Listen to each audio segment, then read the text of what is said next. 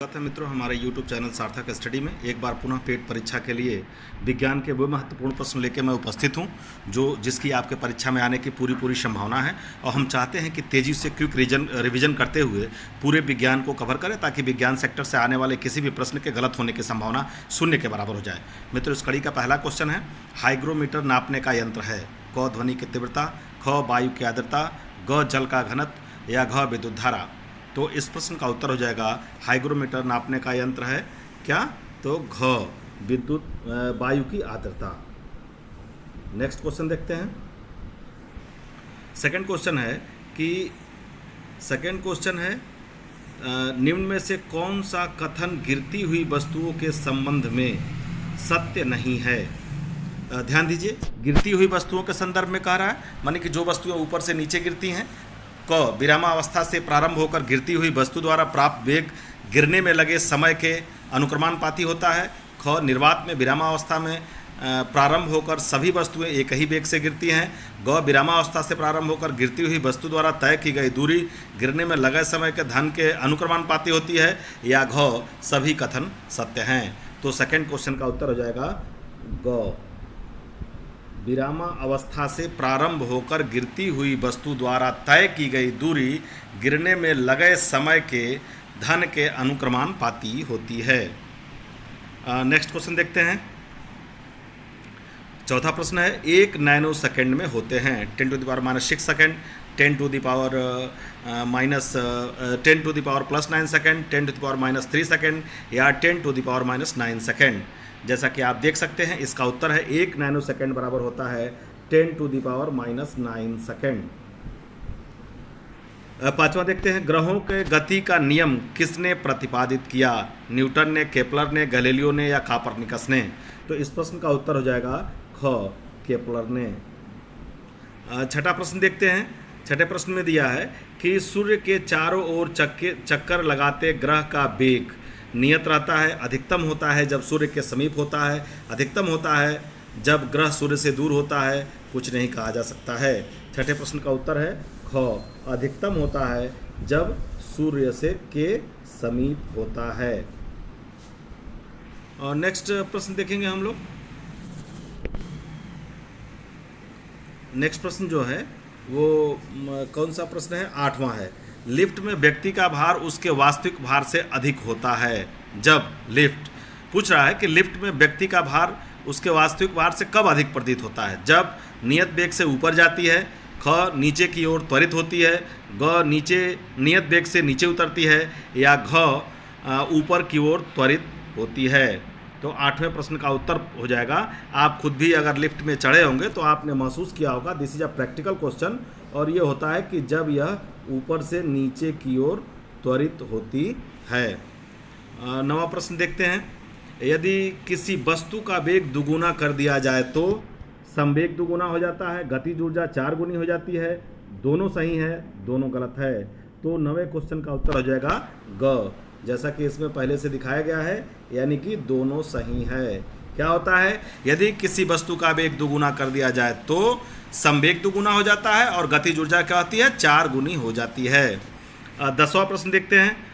पहाड़ पर चढ़ता हुआ व्यक्ति आगे की ओर झुक जाता है। क थकान के कारण, ख वेग अधिक करने के लिए, ग अस्थायित्व बढ़ाने के लिए या घ धार्मिक मान्यताओं के कारण।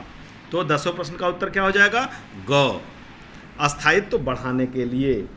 जब भी हम क्या कहते हैं कि आगे की तरफ झुकते हैं, जब पहाड़ों पे हम चढ़ते हैं ऊंचाई पे, तो आगे की तरफ इसलिए चढ़ते हैं कि गुरुत्व तो ठीक अंदर केंद्र से जाए और हमारा बैलेंस बना रहे। इसीलिए इसमें क्या आंसर हो जाएगा, अस्थायित्व बढ़ाने के लिए। नेक्स्ट क्वेश्चन देखते हैं। 11वां, जब कोई नाव नदी से समुद्र में प्रवेश करती है तो क्या होता है। जैसे पहली बार नदी में है, फिर समुद्र में जाती है, तो क्या होता है, थोड़ी ऊपर उठ जाती है, थोड़ी डूब जाती है, कोई प्रभाव नहीं पड़ता। ऊपर उठना या डूबना नाव के पदार्थ पर निर्भर करता है। तो मित्रों, इस प्रश्न का उत्तर हो जाएगा क, थोड़ी ऊपर उठ जाती है। इसका भी कारण अगर आप देखेंगे, इसका भी कारण अगर आप देखते हैं तो एक सेकंड मित्रों, इसका भी जो कारण होता है जो ये थोड़ी ऊपर उठती है, वो कारण ये होता है कि नदी के पानी के वनस्पति समुद्र के पानी का जो घनत्व है वो अलग होता है, इसीलिए क्या होता है, ये थोड़ी ऊपर की ओर उठ जाती है। नेक्स्ट क्वेश्चन देखते हैं। नेक्स्ट क्वेश्चन हम लोगों का है कि ध्वनि का प्रभाव कान में कितने समय तक रहता है? 1/5 सेकेंड, 1/10 सेकेंड, 1/20 सेकेंड या 1/2 सेकेंड? तो 12वें प्रश्न का उत्तर हो जाएगा ख, यानी कि कितने समय तक ध्वनि का प्रभाव रहता है? तो ये ध्वनि का जो प्रभाव रहता है वो 1/10 सेकेंड तक हमारे कान पे रहता है। नेक्स्ट क्वेश्चन देखते हैं। नेक्स्ट क्वेश्चन में दिया है कि निम्न में सबसे अधिक विशिष्ट ऊष्मा किसकी होती है? जल की होती है, मिट्टी के तेल की होती है, अल्कोहल की होती है या तांबा की होती है? तो इस प्रश्न का उत्तर हो जाएगा क, माने किसकी होती है? तो सबसे अधिक विशिष्ट ऊष्मा जो होती है वो जल की होती है। नेक्स्ट क्वेश्चन देखते हैं। जब किसी वस्तु को पृथ्वी से चंद्रमा पर ले जाया जाता है तो इसका द्रव्यमान बदल जाता है जबकि भार अपरिवर्तित रहता है, भार बदल जाता है जबकि द्रव्यमान अपरिवर्तित रहता है, द्रव्यमान व भार दोनों बदल जाते हैं, द्रव्यमान व भार दोनों अपरिवर्तित रहते हैं। तो मित्रों इस क्वेश्चन का उत्तर हो जाएगा ख, यानी कि ख का मतलब हो गया, इस प्रश्न का जो उत्तर हो गया ख हो गया, और ख का मतलब क्या हो गया? सॉरी, ख का मतलब हो गया कि भार बदल जाता है जबकि द्रव्यमान क्या होता है? द्रव्यमान अपरिवर्तित रहता है। नेक्स्ट क्वेश्चन देखते हैं। आकाश का रंग नीला प्रतीत होता है, बहुत ही शानदार प्रश्न है और बार बार हर परीक्षाओं में बार बार पूछा गया है। और यह जो विज्ञान का जो मैं प्रश्नों की सीरीज लेकर आया हूं, मेरा उद्देश्य है कि इन प्रश्नों को आप पढ़ते हैं तो निश्चित रूप से आपको प्रश्न मिलने की संभावना प्रबल हो जाए। तो ये उसमें से एक प्रश्न भी है, आकाश का रंग नीला प्रतीत होता है विवर्तन के कारण, अपवर्तन के कारण, प्रकीर्णन के कारण या परावर्तन के कारण? तो क्या उत्तर हो जाएगा इसमें? ग। क्या होगा? किसके कारण? प्रकीर्णन के कारण। मित्रों बहुत सामान्य सा प्रश्न है और बार बार परीक्षा में आता है और बच्चे गलत भी करते हैं, अपवर्तन में कंफ्यूज हो जाते हैं। प्रकीर्णन से मतलब है कि जिस प्रकाश का प्रकीर्णन सबसे ज़्यादा होता है, या क्या कहते हैं कि जो प्रकाश आसानी से हमारी आंखों तक पहुंच पाता है, उसी के कारण उसका रंग, तो नीले रंग का प्रकीर्णन ज़्यादा होने के कारण नीला रंग हमारी आंखों तक पहुंचता है और हमें क्या होता है? आकाश का रंग नीला दिखाई देता है। 16वां प्रश्न देखते हैं। किस ताप पर ध्वनि का वेग 332 मीटर प्रति सेकंड होता है? 0 डिग्री सेंटीग्रेड पर, 35 डिग्री सेंटीग्रेड पर, 100 डिग्री सेंटीग्रेड पर या 10 डिग्री सेंटीग्रेड पर? तो इस प्रश्न का उत्तर हो जाएगा क्या? क, यानी कि ध्वनि का वेग 332 मीटर प्रति सेकंड किस पे होता है? तो ये आपका होता है 0 डिग्री सेंटीग्रेड पे, यानी कि क इसका आंसर हो जाएगा। नेक्स्ट क्वेश्चन देखते हैं। 17वां प्रश्न क्या है? हर्ट्ज इकाई है, किसकी इकाई है? आवृत्ति की है, कार्य की है, ऊष्मा की है या वेग की है? तो इसका उत्तर क्या हो जाएगा 17 का? तो इसका उत्तर हो जाएगा क, यानी किसकी इकाई है? तो ये आवृत्ति की इकाई है। नेक्स्ट क्वेश्चन देखते हैं। जब सेना पुल पार करती है तो सैनिकों को कदम से कदम मिलाकर न चलने का निर्देश दिया जाता है।